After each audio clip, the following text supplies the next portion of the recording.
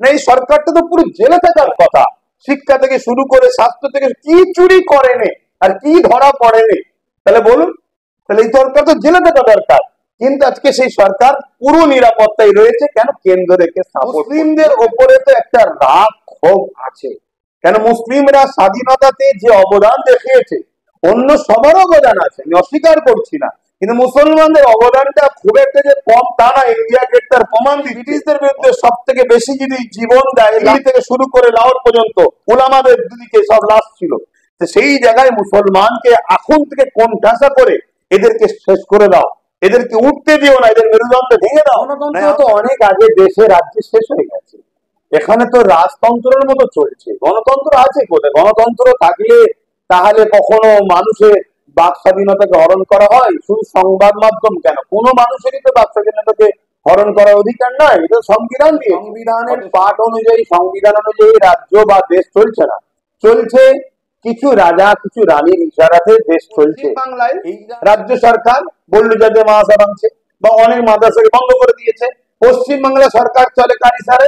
নাগপুরের ইশারায়। এটা যে সরকার তো নাগপুরের ইশারায় করছে, করবে, কিন্তু আমাদের উলামা, আমাদের ইমাম, আমাদের আলেম, আমাদের পীর পীরজাদারা এখনো এই সরকারের বিরুদ্ধে মুখ না খুলে এই সরকারের সঙ্গে এখনো কাঁধে কাঁধ মিলিয়ে কিছু চলছে। এটা বড় দুন করে কোনো মাদ্রাসা শহীদ হয়, এটা সরকার যেমন দোষী, আমি মনে করি আমার কমের একদল উলামা, আলেম উলামা, পীর পীরজাদারাও এর জন্য চরম ভাবে দোষী। কেন? যারা এই শাসককে সঙ্গে কিছু সামান্য বিনিময়ে এর তোষণ করছে বা এর সাথে সেটিং এ আছে, এটা চরম একটা একে সহযোগিতা পক্ষ বলে একটা কোন সংগঠন পশ্চিম বাংলায় রয়েছে, টিএমসি সরকারের মদতকৃত অর্থ দিয়ে চলে। তাদের অনেক নেতৃত্ব যারা আছে, তারা টিএমসির ব্যানারে অনেক সময় দেখা গেছে। তারা দেখবেন, অনেক সময় দেখেছি এই রাজ্যে অবাঙালিদের দোকানের সামনে গিয়ে বলেছে বাংলায় লেখো, বাংলায় কথা বলো, বাংলায় এই করো। এই যে প্রেসার করা, কোন একটা জায়গায় যেন মনে হচ্ছে এটা সেটিং, এটা একটা সেটিং। কেন? রাজনীতি করতে গেলে একটা ইস্যু দরকার, ভোটটা নিতে গেলে সাধারণ ইস্যু দরকার, এটা একটা সেটিং। এটা বাংলায় করো, এই হাওয়াটা অবাঙালি অর্থাৎ অন্যান্য রাজ্যে যাবে, তখন তারা শুরু করবে বাঙালিদের উপরে, আর সেইটাকে সামনে নিয়ে আমি রাজনীতির রুটি সাধবো। আজকে সংবাদ মাধ্যম আক্রান্ত, কি বলবেন ভাইজান? আমাদের উপরে আমরা স্বাধীনভাবে কাজ করতে পারছি না। দেখুন, আমি আবার মনে বলি, আমার কাছে, আমি যতটুকু একজন নাগরিক হিসাবে আমি মনে করি, পুলিশ কখনো সংবাদ মাধ্যমকে আক্রান্ত করতে পারে না। পুলিশের ইউনিফর্মের ভেতরে গুন্ডা আছে, টিএমসি সরকার গুন্ডাদের গায়ে পুলিশের ইউনিফর্ম পরিয়ে দিয়েছে। যারা প্রকৃত পুলিশ তারা এটা করতে পারে না। সেসব প্রকৃত পুলিশ সংবাদ মাধ্যমকে শ্রদ্ধা সম্মান করে। কেন? তারা সংবিধানের ওপরে হাত রেখে শপথ নিয়েছে, আর সংবাদ মাধ্যম হচ্ছে সংবিধানের একটা পার্ট, একটা স্তম্ভ। অতএব সংবিধানের উপরে কখনো তারা, যারা হাত দিয়ে শপথ নিয়েছে, তারা সংবিধানের একটা স্তম্ভকে আবার আঘাত করতে পারে না। কিন্তু দুর্ভাগ্যের বিষয়, যেটা আমি দেখছিলাম, আমি দেখেছি, অত্যন্ত দুঃখজনক, রাজ্য সরকার যেভাবে গুন্ডা কন্ট্রোল করে, বলেছিল না গুন্ডা কন্ট্রোল করে, তার মানে গুন্ডাদের সর্দার, অর্থাৎ সর্দারই তো কন্ট্রোল করে। সেই সর্দার হয়ে গুন্ডাদের গায়ে যেভাবে পুলিশের ইউনিফর্ম পরিয়ে দিয়ে প্রশাসন ডিপার্টমেন্টকে যে অপমান অপদস্থ করছে, এটা যেমন একটা দুঃখজনক, দেশের জন্য ক্ষতিগ্রস্ত, রাজ্যের জন্য, পাশাপাশি সংবিধানের চতুর্থ স্তম্ভের উপরে যেভাবে আঘাত দিচ্ছে, সেই জায়গায় আমি বলতে বাধ্য হচ্ছি, সরকার সংবিধানের ক্ষতি করার জন্য উঠে পড়ে লেগেছে। মানে সংবিধানের চতুর্থ স্তম্ভ হচ্ছে সাংবাদিকরা, সেই সাংবাদিক যখন আক্রান্ত, তার মানে গণতন্ত্র তো বিপন্ন। গণতন্ত্র তো অনেক আগে দেশে রাজ্যে শেষ হয়ে গেছে, এখানে তো রাজতন্ত্রের মতো চলছে। গণতন্ত্র আছে কোথায়? গণতন্ত্র থাকলে তাহলে কখনো মানুষের বাক স্বাধীনতাকে হরণ করা হয়? শুধু সংবাদ মাধ্যম কেন, কোনো মানুষেরই তো বাক স্বাধীনতাকে হরণ করার অধিকার নাই, এটা সংবিধান দিয়েছে। অতএব সংবিধানের পাঠ অনুযায়ী, সংবিধান অনুযায়ী রাজ্য বা দেশ চলছে না, চলছে কিছু রাজা কিছু রানীর ইশারাতে দেশ চলছে। এইরা গণতন্ত্রকে ধ্বংস করে, সংবিধানকে ধ্বংস করে, একটা ফ্যাসিস্ট স্বৈরাচারী সমাজতন্ত্র, লুট মারপিট খুনোখুনি একটা সাম্রাজ্যরা তৈরি করেছে, যেখানে বিগত আমরা যেটা দেখেছি জাহিলিয়ার যুগে যেমন হতো, সেই রকম একটা প্রভাব এরা বিস্তার তৈরি করে ফেলেছে, অনেক আগেই করে ফেলেছে। আমরা এতদিন ধরে শুনতাম যে উত্তরপ্রদেশে, আসামে মাদ্রাসা বানানো হচ্ছে। আমরা দেখলাম পশ্চিমবাংলার দুর্গাপুরে বুলডোজার দিয়ে মাদ্রাসা ভেঙে ফেলে দেওয়া হলো, কি বলবেন? দেখুন, দুঃখের বিষয় উত্তরপ্রদেশে অন্যান্য রাজ্যে মাদ্রাসাকে ভাঙছে বিজেপি। বিজেপি শাসিত সরকার, তাদের ইশারাতে ভাঙা হচ্ছে। বিজেপি কার ইশারায় চলে? নাগপুরের ইশারায়। কিন্তু ওইটা যতটা দুঃখ কষ্ট, তার থেকে বেশি কষ্ট হলো পশ্চিম বাংলায় রাজ্য সরকার বুলডোজার মাদ্রাসা ভাঙছে বা অনেক মাদ্রাসাকে বন্ধ করে দিয়েছে। পশ্চিম বাংলা সরকার চলে কার ইশারায়? সে নাগপুরের ইশারায়। কিন্তু এখানে একটা বেশি দুঃখের বিষয় হলো পশ্চিম বাংলা সরকার টিকে আছে মাদ্রাসাওয়ালাদের পক্ষ থেকে। মাদ্রাসা মুসলিমরা একে টিকিয়ে রেখেছে, আর মুসলমানদের ভোটে জিতে এরা মাদ্রাসাকে ভাঙছে। দুর্ভাগ্যের বিষয়, আমার কম কেন এখনো চিনতে পারছে না যে দিদি মোদি এরা ভাই বোন।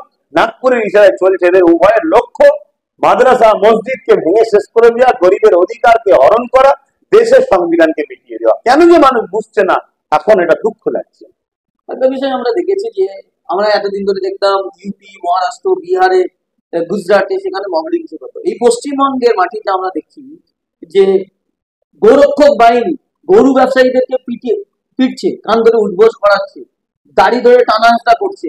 এদিকে আমরা দেখছি বারুইপুরে সেখানে মুসলিম যুবককে পিটিয়ে হত্যা করছে বজরং দলের লোকজনকে, রীতিমতো তাকে খুন করার চেষ্টা। এই ঘটনা আমাদের পশ্চিমবঙ্গে নিয়মিত দেখতে হচ্ছে।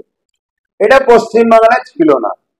বাম আমল, কংগ্রেস আমলে হয়তো অনেক জুলুম হয়েছে, তারা অনেক কিছু করেছে, যারা হয়তো সংবিধান মানুষের যে অধিকার ছিল সব অধিকার দিতে পারেনি। কিন্তু এইরকম সাম্প্রদায়িকতার যে মনোভাব, সংবিধানকে ধ্বংস করা, দেশকে ধ্বংস করার যে মনোভাব, এটা কিন্তু সেই আমলে ছিল না। 11টায় আসার পর থেকে পশ্চিম বাংলায় আস্তে আস্তে বিজেপি শক্তিশালী হচ্ছে, নাগপুর শক্তিশালী হচ্ছে। সেই জায়গাতে এটা যেমন দুঃখজনক, অন্যান্য রাজ্যে হয় বিজেপি করে, সেখানে বিজেপি হিন্দুত্ববাদীদের দ্বারাটি করে, আর পশ্চিম বাংলাতে টিএমসি সরকারের আমলে করে, যে সরকারটা মুসলিম সম্প্রদায়ের বড় একটা অংশ, বেশিরভাগ মুসলিমদের সহযোগিতায় সরকার টিকে আছে। তার থেকেও বড় দুঃখ হলো এটা যে সরকার তো নাগপুরের ইশারায় করবে, কিন্তু আমাদের উলামা, আমাদের ইমাম, আমাদের আলেম, আমাদের পীর পীরজাদারা এখনো এই সরকারের বিরুদ্ধে মুখ না খুলে এই সরকারের সঙ্গে এখনো কাঁধে কাঁধ মিলিয়ে কিছু চলছে। এটা বড় দুঃখ লাগছে। তবে একটা খুশির মেসেজও দিচ্ছি, অনেকটা হলো উলামা ইমামরা বুঝতে পেরেছে, তারা কিন্তু মুখ খুলছে। যেমন মুর্শিদাবাদ বা বিভিন্ন জায়গায় দেখছিলাম উলামারা বলছে আমরা ভাতা নিয়ে বড় ক্ষতি করেছি, এ সরকার আমাদেরকে ভাতা দিয়ে আমাদের ধর্ম, আমাদের প্রতিষ্ঠানের বড় ক্ষতি করেছে, আমাদের ভাতা লাগবে না। তো এটা যদি সবাই মিলে খুলতে শুরু করে, আমার মনে হয় এই যে দুর্গাপুরে যে বুলডোজার যে মাদ্রাসা ভাঙলো, আগামীতে হয়তো আর মাদ্রাসা শহীদ হবে না। যদি নতুন করে কোনো মাদ্রাসা শহীদ হয়, এটা সরকার যেমন দোষী, আমি মনে করি আমার কমের একদল উলামা, আলেম উলামা, পীর পীরজাদারাও এর জন্য চরম ভাবে দোষী। কেন, যারা এই শাসককে সঙ্গে কিছু সামান্য বিনিময়ে এর তোষণ করছে বা এর সাথে সেটিং এ আছে, এটা চরম একটা একে সহযোগিতা করছে। একটা বিষয় যেটা মুখ্যমন্ত্রী মমতা বন্দ্যোপাধ্যায় মিছিল করেছিলেন কলকাতায়, অভিষেক বন্দ্যোপাধ্যায় মিছিল করেছিলেন যে বাইরের রাজ্যে বাঙালিদের উপর অত্যাচার হচ্ছে। আমরা গত দুদিন আগে 20 তারিখে যেদিন কলকাতায় ধর্ণা মানছে, সেই দিনেই দেখা যাচ্ছে যে কলকাতা বিশ্ববিদ্যালয়ের ছাত্ররা যারা হোস্টেলে থাকে তাদের পরিচয় হচ্ছে বাঙালি, তারা মুসলিম, তাদেরকে তৃণমূল কাউন্সিলরের লোকজন পিটিয়ে বাঙালি বাংলাদেশি বলে তাদেরকে পেটানো হয়েছে। বিষয়টা কিভাবে দেখছেন? আমি যদি খুব একটা ভুল না বলি, ভুল হলে ধরিয়ে দেবেন। আচ্ছা, এটা শুরু কবে থেকে হলো? এই বাঙালি অবাঙালি, বাঙালি অবাঙালি শুরু হলো কবে থেকে? দেশ তো একটাই, ভারতবর্ষ। আমার দেশের অঙ্গরাজ্য হলো পশ্চিমবাংলা, উত্তরপ্রদেশ, উড়িষ্যা, বিভিন্ন সব একটা অঙ্গরাজ্য, কিন্তু সবটাই তো ভারতবর্ষ। এটা শুরু হলো কবে থেকে? বাঙালিরাও অন্য রাজ্যে থাকবে, অবাঙালিরাও বাংলায় থাকবে, কারণ দেশ সবার একটাই, ভারতবর্ষ। আমি যদি ভুল না বলি, বাংলা পক্ষ বলে একটা কোন সংগঠন পশ্চিম বাংলায় রয়েছে, টিএমসি সরকারের মদতকৃত অর্থ দিয়ে চলে। তাদের অনেক নেতৃত্ব যারা আছে, তারা টিএমসির ব্যানারে অনেক সময় দেখা গেছে। তারা দেখবেন, অনেক সময় দেখেছি এই রাজ্যে অবাঙালিদের দোকানের সামনে গিয়ে বলেছে বাংলায় লেখো, বাংলায় কথা বলো, বাংলায় এই করো। এই যে প্রেসার করা, কোন একটা জায়গায় যেন মনে হচ্ছে এটা সেটিং, এটা একটা সেটিং। কেন, রাজনীতি করতে গেলে একটা ইস্যু দরকার, ভোটটা নিতে গেলে সাধারণ ইস্যু দরকার। এটা একটা সেটিং, এটা বাংলায় করো, এই হাওয়াটা অবাঙালি অর্থাৎ অন্যান্য রাজ্যে যাবে, তখন তারা শুরু করবে বাঙালিদের ওপরে, আর সেইটাকে সামনে নিয়ে আমি রাজনীতির রূপী সাধবো। কিন্তু প্রকৃত যদি রাজ্য সরকার বাঙালি দরদি হতো, তাহলে আমরা দেখছি ইউসুফ পাঠানকে কোথা থেকে নিয়ে আসলো। তিনি কি বাঙালি? আমার রাজ্যে বহরমপুর অত বড় একটা লোকসভা, পুরো রাজ্যে কোনো বাঙালি নাই, টিএমসি নাই। টিএমসি বন্ধুদের করে ভাবতে হবে এটা কি হচ্ছে, যারা সত্যি বাঙালিকে ভালোবাসে। তারপরে সত্যকান্ত সিনহা কে, তারপরে কীর্তি আজাদ কে, এরা বাঙালি? অতএব এটা শুধুমাত্র রাজনীতির স্বার্থে এই বাঙালি ইস্যুটাকে রাজ্য সরকার ব্যবহার করে 26-এর ভোটকে লুটবার জন্য বা নিবার জন্য একটা প্ল্যান করছে, আর এই প্ল্যানটা কেন্দ্র সরকার তৈরি করে দিচ্ছে। কেন কেন্দ্র সরকার সম্পূর্ণভাবে রাজ্য সরকারকে সাপোর্ট করছে, আমি বড় পাওয়ারের সাথে বলেছি না, এই সরকারটা তো পুরো জেলে থাকার কথা। শিক্ষা থেকে শুরু করে স্বাস্থ্য থেকে কি চুরি করেনি আর কি ধরা পড়েনি, তাহলে বলুন, তাহলে এই সরকার তো জেলে থাকা দরকার। কিন্তু আজকে সেই সরকার পুরো নিরাপত্তায় রয়েছে, কেন কেন্দ্রকে সাপোর্ট করছে। ধরবে কি? তারাই তো সাপোর্ট করছে। সেই জায়গায় মনে রাখবেন। আর এই যে বাঙালি মুসলিমদের হলে তাদেরকে টিএমসির কাউন্সিলর তাড়িয়ে দিল, মনে রাখবেন বাঙালি অবাঙালির ব্যাপার নয়, মুসলিমদের ওপরে তো একটা রাগ ক্ষোভ আছে। কেন মুসলিমরা স্বাধীনতাতে যে অবদান দেখিয়েছে, অন্য সবার অবদান আছে, আমি অস্বীকার করছি না, কিন্তু মুসলমানদের অবদানটা খুব একটা যে কম তা না, ইন্ডিয়া গেট তার প্রমাণ দিচ্ছে। অতএব সেই স্বাধীনতায় যারা অংশগ্রহণ করেছিল তার প্রতিশোধ হিসাবে এখন চলছে কাজ। কারণ এরা কেউ সংবিধানের পক্ষে নয়, এরা সম্পূর্ণভাবে সংবিধান বিরোধী। মুসলমানকে বিশেষ করে আরো টার্গেট করছে। কেন?